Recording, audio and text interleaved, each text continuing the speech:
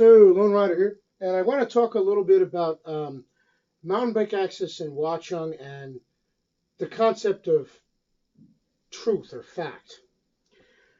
Um, when you're having a discussion about whether it's a local issue like this or some big political issue at the national level or anything in between, there are basically three types of things that you need to keep in mind. The first one is subjective. This is conclusions, opinions, what people think, what they want, what their own little biases are or leanings. So these are things that can't be verified. They're subjective. How do you know a person doesn't feel such and such? You can't. Maybe they really do feel that, but their feeling isn't, like a factual basis for anything. It may truly be their feeling, but that doesn't mean that it has some basis outside of them in objective reality. Somebody may indeed have a leaning or a bias in one way or another, but it doesn't necessarily follow that corresponds to any actual verified facts in the real world. It just may be what they were brought up to think or what their own opinion is. So these are the subjective things. And the second thing is objective things that are true in the real world, independently of what people think or say or what decisions they've made. We could all agree to say that the sky is purple. It would still be blue.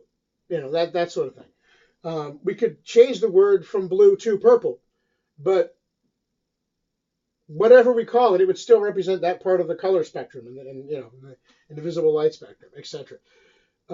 So these are things that are true no matter what you call them or no matter what you agree to. They exist independently in the real world.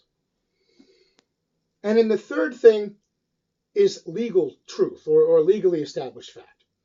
And these are things that may not necessarily be what people want or what their biases are, and it may or may not be corroborated by what the external facts are, but it's what's been legally decided is true, such as in a court of law, for example. Certain evidence might be admitted, certain evidence might not be. Does it mean that the evidence that they're not allowed to present doesn't represent a true fact in the real world? No, it may represent a very true fact, but either because of some procedural thing, because a warrant wasn't gotten, because it's been ruled such and such, they're not allowed to present it. It doesn't mean that evidence doesn't exist. It just means legally they're not allowed to recognize it. And so on and so forth. So you have the subjective, the opinions, the wants, the beliefs. You have the objectively verified facts in the real world, and you have the legal truth, as it were. And it's important to keep these things in mind whenever you're discussing any issue or debate, but especially something like the debate on mountain biking access in Union County, because there's both a lot of opinion and feeling involved on both sides, but also some known objective facts and some known legal facts. So the opinions are pretty straightforward. Some people hate bikers and think we're ogres. The bikers obviously don't think that way. They think biking's wonderful. A lot of people fall somewhere in the middle. They might not be cyclists themselves, but they don't necessarily have a problem with mountain bikers. That's the feeling aspect. The objectively verified facts are, we know that there was never documentation of a problem at Watchung because nobody's been able to find any. There was never documentation of trail damage, injury, etc.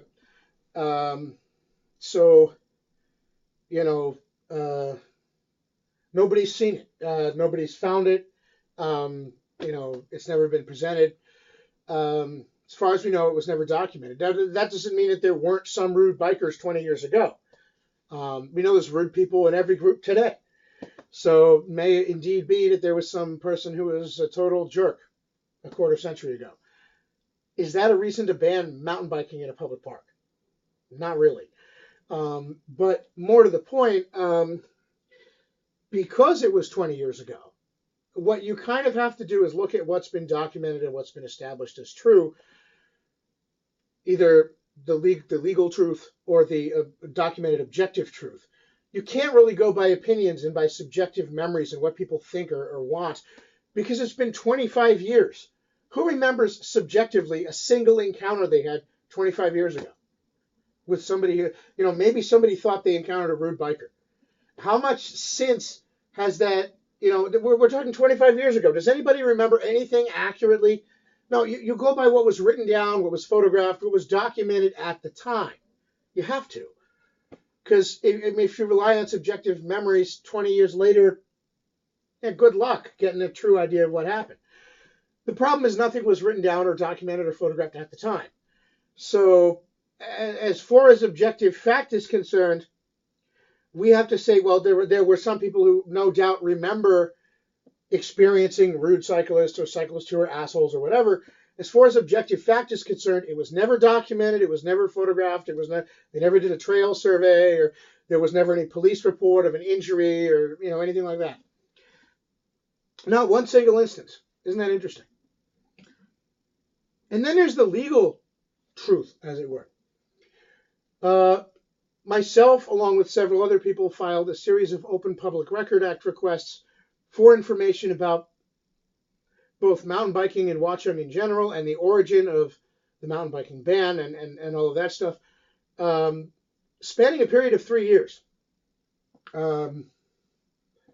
We were seeking information not just about current things, but about the origins of the policy and this, that, there, and the next thing. And I filed a lot of these myself, actually. So we don't just have people's subjective opinions about what they remember on one side of the issue or the other. And we don't just have the verifiable, the objective facts, which is that nothing was ever documented, so we don't know. We also have the legal facts. And this is what was put down in the Open Public Record Act request. The government, for example, basically came back and said, we don't have anything. But by, quote, way of clarification, unquote, they offered a paragraph that was written by some guy who used to work for the county parks department, repeating allegations that mountain bikers were causing environmental problems and damage and injury, and people got hurt. So we decided to ban them. Now, that's all well and good, but that's just a paragraph that some guy wrote. I had going back to my very first Open Public Record Act request, I had asked for any trail studies, reports, anything like that documenting problems with mountain biking at Watchung. So if you're going to say you don't have anything, but then you're going to say, well, but some guy wrote an essay describing how that was a problem and repeating the allegations.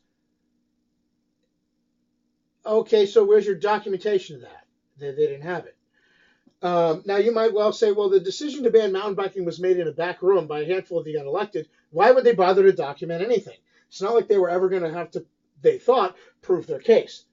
Maybe, but then you're back to the question of why were they making a decision like that in secret in a back room? Anyway, there's no good way to explain away the lack of objective evidence and the legal truth that has resulted of the government basically saying in legal documents, in responses to Open Public Record Act requests, that they don't have anything. I kept pressing them for you're saying that there were all these problems with mountain biking. Well, I asked for the documentation of that. If you're going to give me the allegations of the problems, give me the documentation, because otherwise those allegations are meaningless. You can't say there was a problem with mountain biking, but we never bothered to document it. Then I'm going to have to assume that your statement to the effect that there was a problem is meaningless. It means nothing. It's one person making a statement about what they think about what may or may not have happened 25 years ago. Okay?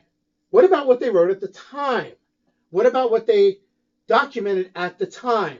Were there, police reports? Were there photos of trail damage? Were there, verified reports of individuals who, encountered a specific biker who did something specifically wrong? Nothing. No documentation of anything like that.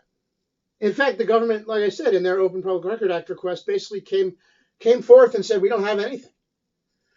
And they did this, it was very interesting. They did this by, when I asked them for the documentation, I said, you said you don't have anything, but then you give me a paragraph that some guy wrote repeating all these allegations that you already said you don't have documentation for. So why are you repeating these statements if you don't have any source material for them? Like, how does he know that there was a problem 20 years ago? Because people said so? I mean, this is getting kind of ridiculous, especially since if there was such a widespread problem, it would be easy to document it. You just go out on the trail with a camera and take pictures of all the ruts and stuff. You just, look up all the police reports of all the people who got hurt, etc. But not a single documented injury, not a single police report, not a single anything. That's legal fact. All right. The opinions may be both ways. The subjective beliefs may be both ways. Some people may believe mountain bikers were ogres. Some people may believe, that mountain bikers weren't so bad. Some people may think mountain biking was wonderful. But those are just subjective opinions. We have to disregard those. Nobody's going to remember subjectively what happened 25 years ago accurately, okay? Not even the people that I agree with can I say that their subjective memories are valid proof of anything. I'm a cyclist, okay? I'd love there to be mountain biking access. And honestly, what I remember from 20 years ago, because I did ride in the park when I was a teenager, what I remember from 20 years ago is that there wasn't a lot of people doing bad stuff. To me, it seemed fine. But that was 20 years ago. How do I know that's an accurate, I'm remembering what I'm thinking I'm remembering, but at the time I was seeing it from the perspective of a cyclist. And who knows if I was riding in the same part of the park as the other people who say they had problems. And, it's a subjective memory from 20 years ago when I was 17. Like, you can't base policy on that. But by the same token, you can't base policy on the subjective memory 20 years ago of the people on the other side who hate bikes.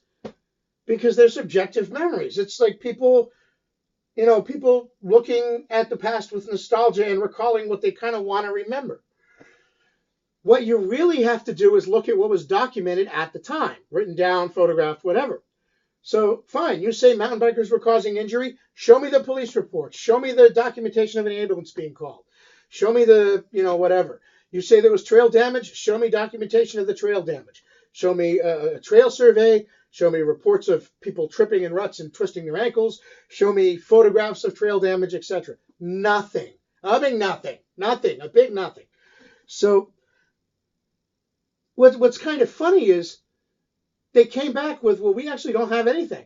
But we have this essay that the same guy who wrote the paragraph wrote from 1995. So, okay. So I read the essay. Well, the essay, this was the mountain biking white paper, was written by the same guy and basically just repeated the same allegations about mountain bikers causing problems, but contained no source material. There were no footnotes, no sources at the end, no nothing. It's like, really? Yeah, okay, I guess we're just supposed to believe it because you say so, government. Yeah. And when they finally did come, they said, well, we have, this is all we have for source documents. They presented, because after that I wrote back, you can't use an essay that one guy wrote as documentation for something else the same guy wrote if it doesn't have any source material. It's like he's referencing himself. So finally, I said, look, please provide me documentation of the stated problems that you say were occurring with mountain biking prior to 1995 at Watchung Park that does not originate from the hand of the person who's quoting it. Provide me a trail study done by somebody or photographs or documents or something independent in reality besides for just this guy says so. Well, they couldn't. The only thing they could provide were a handful of newspaper articles from the popular press about conflicts in other parks and a trail study about 2 trails in another park in another county that didn't exist until a year after the decision to ban us at Watchung. And all this stuff was in a folder that belonged to Daniel Benier of the Parks Department, the same guy who wrote the mountain biking white paper in 95 and wrote the little essay that they appended to my summer of 2014 Open Public Record Act request. And, the very fact that they would append that, they said, we don't have anything to provide you but by way of clarification, Daniel Benier of the Parks Department writes X. And then they put the little paragraph. By way of clarification is a phrase that's used if you actually have something to clarify. To say we don't have anything, but by way of clarification, somebody needs hooked on phonics stat. What I'm thinking that they really meant was to say, we don't have anything, but instead, here's a paragraph that some dude who works for the government wrote. But that paragraph by itself is meaningless without the source material. I didn't ask for some guy's, 2 cents on mountain biking. I asked for what you had documented at the time that you relied on in that secret backroom meeting in March of 1995 when you decided amongst yourselves without any public input that mountain biking should be banned. What did you have in hand to document the actual problems that you were attempting to address with this prohibition? And the answer is nothing. And we know that because these handful of newspaper articles from the popular press about other parks, none were about Watchung, and the trail study of 2 parks in another county, in another park that wasn't Watchung, and didn't exist until a year after the decision to ban us. These were from a folder that was in the personal possession of Daniel Benier of the Parks Department. But when you file an Open Public Record Act request, you are filing a request for government documents, official government documents. So if I file an Open Public Record Act request for what the Union County government has in its government records, documenting a problem with mountain biking prior to the decision to ban it in 1995. You can't come back with, well, we don't have anything else. Oh, but some guy who works for the government had a personal folder with some anti-mountain bike stuff that he had stashed in his desk, and it's been moved several times over the last 20 years, but this is what's left of it. Because I didn't file an Open Public Record Act request for Daniel Benier's private anti-mountain bike hate folder. I filed an Open Public Record Act request for what the government of Union County had officially documented prior to 1995. And the answer to that is nothing. And then even if you look at, well, what was in this anti-mountain bike folder that this guy had in his personal possession, not as his job officially, well, nothing about Watchung, and half of the stuff post-dated the decision to ban us anyway, even though it wasn't even about Watchung. So, yeah, not cool. They basically had nothing. And we know they had nothing because there's literally a series of Open Public Record Act requests spanning between 2014 and 2017, 2018, something like that. So this is established legal fact. Now, they've replied in government documents that they don't have anything, that they don't have anything, that they don't have anything. So somebody can go to a public meeting and start denouncing mountain bikers and talking about how horrible it was 20 years ago and how many people were hurt and all the woods, the plants in the woods were destroyed and blah, blah, blah. But the only way they could actually say that is if they follow it up with, oh yeah, and the government lied on all those Open Record Act requests, because that's now legally established fact. The government received a legal form. For those who aren't familiar with the Open Public Record Act request, the government is required to provide the documents that are requested. The only way they can refuse to, they can't just not provide them and not tell you. The only way they can refuse to provide them is if they cite a specific exception, such as for personal information or something that's deliberative, etc. That's the only way they can refuse to turn them over. They have to tell you they're refusing to turn them over, and they have to tell you why. And if it turns out that that reason is bogus or it isn't an actual instance of what that exception is meant to apply to, you can sue them and force them to turn it over anyway. So this isn't just, like I wrote my congressman and or my freeholder rather and said, hey, I want to know what's going on. They can write back whatever they want. They can ignore you. They can lie to you. They can tell you to go pound sand or take a long walk off a short pier. But with the Open Public Record Act request, they're required by law to turn over everything or specifically explain why and under what exception they're refusing to.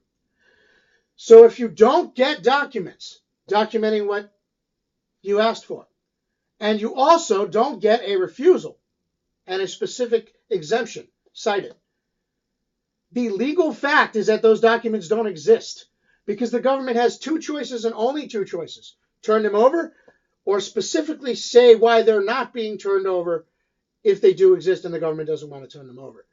Those are the government can't just, well, we have it, but we don't want to share it with you, so we're not even going to mention it. No, either they have it and they're turning it over, or they have it and they're refusing to turn it over. Those are the only two options that the government has. They can't ignore things. They can't forget about things. They either turn it over or they don't. So, and if they don't, they have to tell you that they're not turning it over and why. So here's the deal. If you file an Open Public Record Act request and the government does not provide the documents that you asked for, and they also don't provide a statement that they're refusing to provide them, then they do not legally exist. They're not there. Now, this doesn't mean that somebody from the Union County Parks Department who, like Daniel Benier, hates mountain bikers and has an animus against them and has for years, it doesn't mean that that person doesn't subjectively remember mountain bikers being assholes 20 years ago. Whatever he remembers in his own mind, I have no way of challenging that. But we can't go by what somebody subjectively remembers in accordance with their existing biases or whatever. Because you could talk to a bunch of mountain bikers, and the mountain bikers would say everything was wonderful in rainbows 20 years ago. Obviously, neither of those things are probably all that correct. There's probably a mixture of views amongst the people in the park. Now, that's not to say that the people who denounce mountain bikers have a point. A lot of times, what they say illustrates mostly that they really don't understand cycling at all, and in particular mountain biking.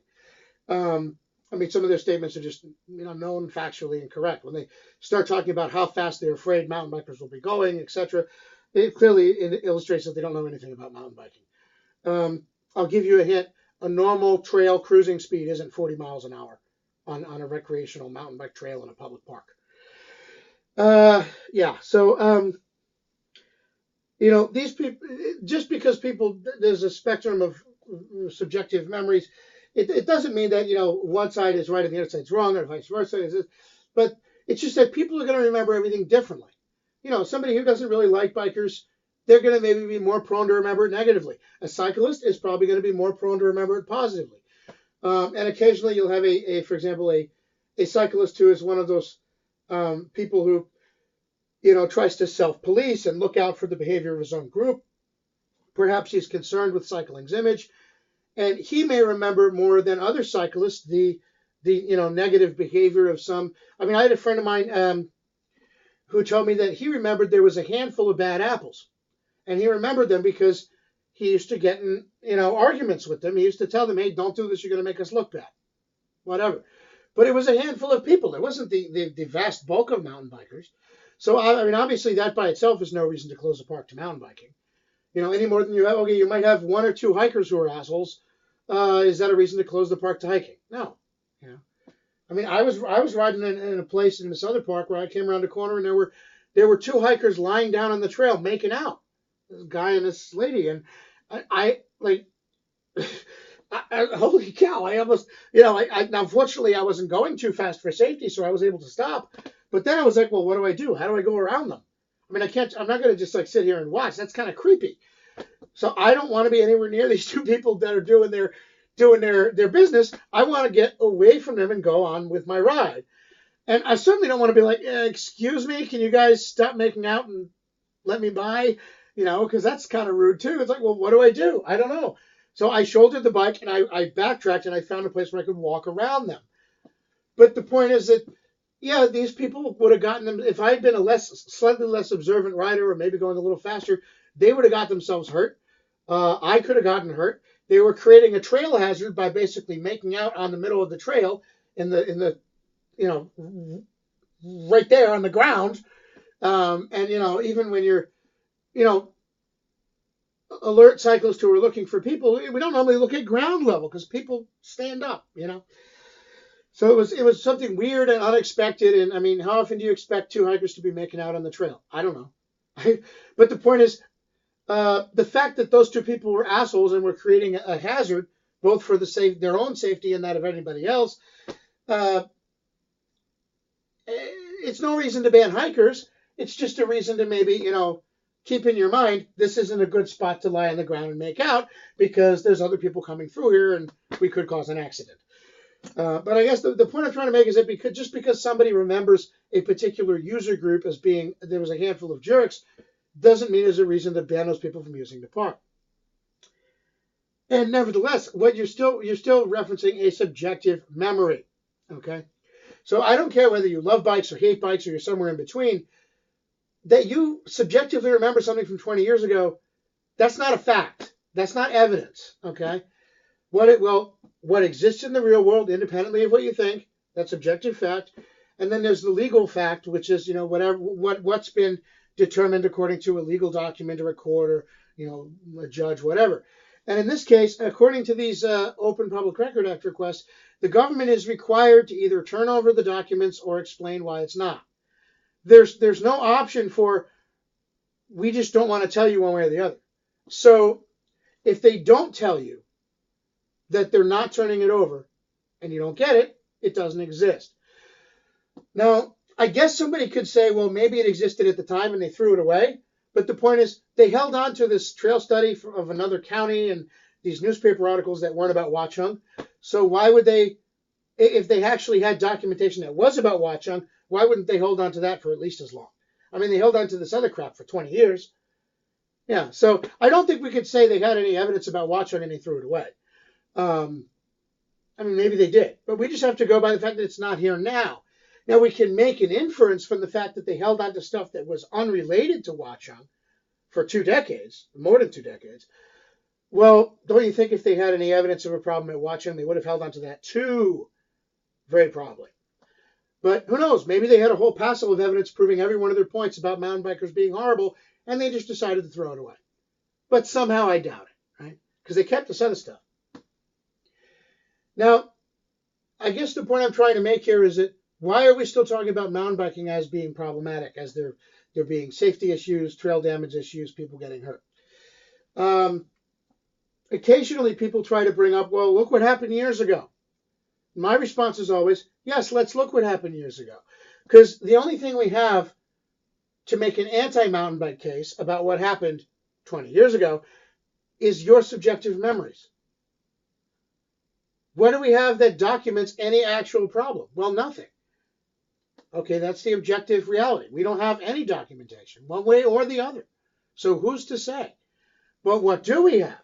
We have the legal documentation, the legal facts, which is the government stating in legal documents, in the Open Public Record Act requests, that it does not have documents of, documented trail damage, documents of user conflict, documents of injury or harm, etc.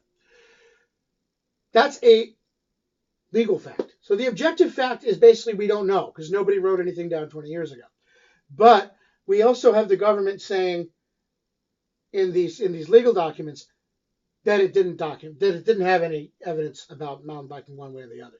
But at the same time, repeating the subjective assertions that all of these problems were happening.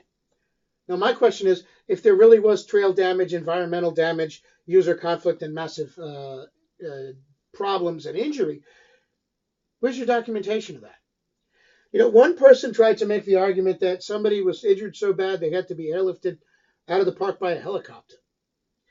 Now, I don't know about you. I'm trying to wrap my mind around the idea of how that couldn't have at least generated a police report, let alone a whole bunch of other paper trails. If somebody, in fact, had been injured enough that it was required that they be airlifted by a medevac chopper out of the park. I'm pretty sure there would be some documentation of that somewhere. Now, again, you could argue that, well, the government threw the evidence away. But then you'd have to be left with well, why would they do that when they held on to all this stuff that wasn't even about Watchung for 20 years? In other words, you kind of have to apply like the smell test. You go by what the objective facts are and what the legal facts are. And really the only way out of this, the only way out of the fact that the government never documented anything is to try to use an excuse that just raises worse questions or inconsistencies with actual known facts. For example, it's a known objective fact as well as a legal fact, because they were submitted in the legal document, that the government held on to documents about mountain biking that were unrelated to Watchung.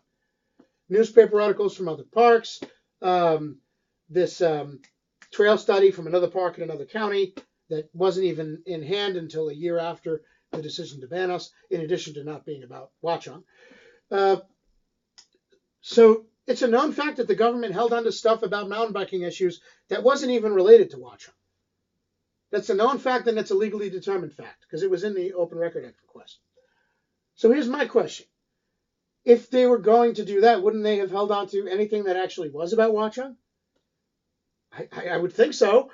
I mean, these people seemed so desperate to make the case that mountain bikers were awful, that they were basically, somebody there, probably this Dan Benier fellow, was basically collecting anything he could that cast mountain bikers in a bad light. Whether it was an article in the New York Times about some other park somewhere else, or whether it was a trail study about some other park somewhere else. And I guess the question one has to ask is, then why wouldn't they have held on to anything that documented a problem at Watchung? Well, it's not believable that they wouldn't. If they had it, they would have kept it. Because they kept stuff that wasn't even about Watchung. So then the question I guess you have to ask out of that is it believable that, okay, it's not believable that they would have thrown it away. They would have held on to it. So, is it believable that any of these incidents could have occurred without leaving some documentation? Is it believable that somebody who really wants to ban mountain biking, like some of the people in the government of Union County at the time in the 1990s, would fail to document things that would make their case if they were occurring on the ground? If there was massive trail damage, I could see maybe they wouldn't be able to hire somebody to do a trail survey, because that probably has to get approved and budgeted and maybe voted on by the freeholders. But couldn't they go out there and document it, take photographs and stuff? Yeah, how come that was never done? How come there was never any evidence of anything? Are we to believe that there's people who really wanted to ban mountain biking just couldn't be bothered to go to the effort to go there and buy a roll of Fujifilm? I mean, seriously? And then you have the idea of people being injured and hurt. Where are the police reports? Where are the documents of people being given tickets? Where are, anything? I actually did file an Open Record Act request regarding the issuance of tickets and enforcement of the anti-mountain bike policy. And as of 2014 or 15 or whatever, a few years ago, the only ticket they would admit to giving at the time was from that year, and it wasn't properly filled out. Now, I only asked going back 10 years. I could have asked going back to the inception of the policy in 1995. But my assumption was that, they would respond by stalling it, saying that's too difficult, it's too far back. So I said just the last 10 years. So in the last 10 years, they had only one ticket, and it wasn't properly filled out. In the spot for the ordinance or law that was violated, the cop didn't even put anything. He just wrote bike. That was it. That was in the spot for the ordinance or law that was violated. He wrote bike, followed by eject bikers from the park. It's okay, so, I mean, if I was ticketed for, let's say, speeding, and they just wrote down going too fast on the ticket, would that be a valid ticket? Seriously? But more to the point, aside from the fact that they cited no ordinance or law or anything, is the fact that they only gave one ticket in the last 10 years. Now, maybe they gave more. But again, we're talking, objective truth and legal truth. The objective truth may be that they gave more. We don't know. I do know that after I started looking into this and after that Open Public Record Act request, I heard rumors of a ticket blitz. So they may have given more tickets since. But at the time, for the last 10 years, they would admit to giving only a single ticket, and it wasn't legally filled out. What the bleep? Yeah, that was my thought too. I mean, if this is so dangerous, then how come there wasn't a whole record of people being ticketed? And I don't know. I mean, whatever. But there's no documentation going back prior to 1995, because I asked for that too. Going back to my original Open Record Act request, I asked for any trail studies, reports, etc., of damage, injury, conflict. I mean, I would think if somebody got hurt so bad they had to be airlifted in a chopper, that would produce documentation. So the question would then become, why didn't they provide that? Probably because it never happened. I mean, hello, McFly, anybody home? Yeah. So now I may be totally wrong, and there may be some guy walking around out there with a friggin' metal plate in his head who'll come up and say, "Oh, that was me. I fell off a cliff." Maybe it was. Maybe it did. But the point is, how are we supposed to know that?